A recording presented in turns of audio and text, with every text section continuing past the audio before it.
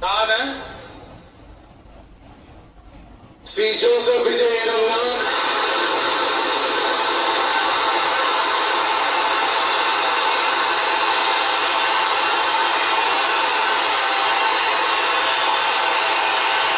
சட்டப்படி அமைக்கப்பட்ட இந்திய அரசியல் அமைப்பின்பால் உண்மையான நம்பிக்கையும் மாறாப்பற்றும் கொண்டிருப்பேன் என்றும் இந்திய நாட்டின் ஒப்பில்லாத முழு முதல் ஆட்சியையும் ஒருமையையும் நிலை நிறுத்துவேன் என்றும் தமிழ்நாட்டு அரசின் முதலமைச்சராக உண்மையாகவும் உளச்சான்றின்படியும் என் கடமைகளை நிறைவேற்றுவேன் என்றும் அரசியல் அமைப்பிற்கும் சட்டத்திற்கும் இணங்க